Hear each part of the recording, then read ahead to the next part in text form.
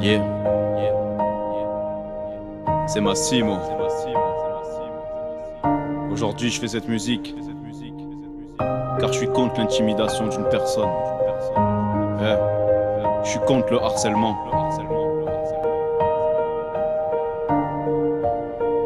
Dans cette musique, il y a 3 histoires.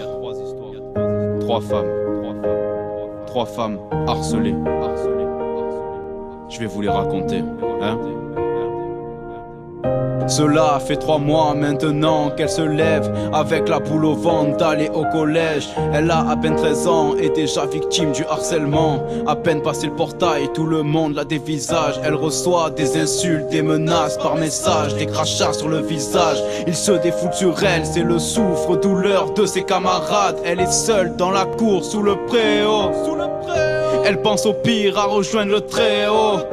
Elle en parle à personne, quand elle rentre, elle s'isole. Elle pleure en s'asseyant sur le sol. Elle pense à partir loin, y a que ça qui la console. Elle pense à tout, elle pense à rien.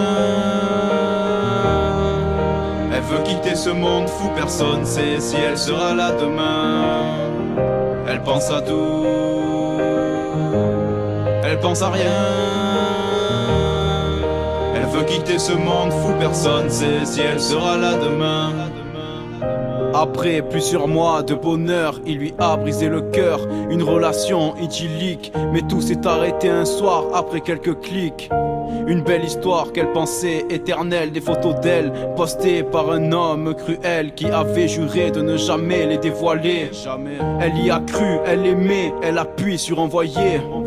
On lui a volé son corps et sa réputation. Elle qui avait confiance en toutes ses intentions. Aujourd'hui elle ne rit plus et son rire s'est perdu. Elle encaisse les insultes et les remarques, alors qu'avant elle rêvait que cet homme la remarque.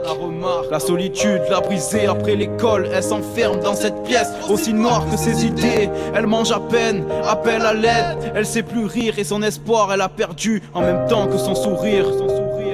Connexion sur les réseaux, spectatrice de son fléau. Elle pensait voir le monde de plus beau, mais au final c'est le chaos. Hypnotisée par son écran, elle rêvait de temps en temps. Virtuelle réalité l'a fait couler, l'a fait tomber. Pensant trouver du réconfort, sortir de ce tunnel sans fin. Elle écrit peut-être ce soir les dernières lignes de son bouquin. Elle pense à tout, elle pense à rien. Elle veut quitter ce monde fou, personne sait si elle sera là demain. Elle pense à tout, elle pense à rien. Elle veut quitter ce monde fou, personne sait si elle sera là demain. Nouveau job, nouvelle vie, nouveau départ dans la ville de ses rêves. Elle a quitté sa famille sans hésiter. Elle part loin, au début tout est beau, tout semble simple. Cet endroit qui l'émerveille, tout se complique. Un jour quand il pose sa main sur elle, elle ne sait pas comment agir. Elle se dit que ça arrive, que c'est normal, mais elle a mal, car chaque jour se produit ce genre d'acte inacceptable. Mais elle veut pas tout foutre en l'air, ruiner sa carrière. Alors elle laisse, elle encaisse et elle se tait. Un jour elle le dira, ça c'est certain, elle le sait. Mais le temps a passé, son cauchemar a grandi. Son rêve s'effondre à cause d'un pervers qu'elle voudrait voir dans une tombe. Elle a décidé d'agir avant qu'elle ne sombre. Un soir seul avec lui, une nouvelle fois se reproduit. Encore une fois la haine lui donne la force de le pousser. Il réagit d'un coup violent, trop mal placé. Ce soir pour la dernière fois il a touché. Elle pense à tout,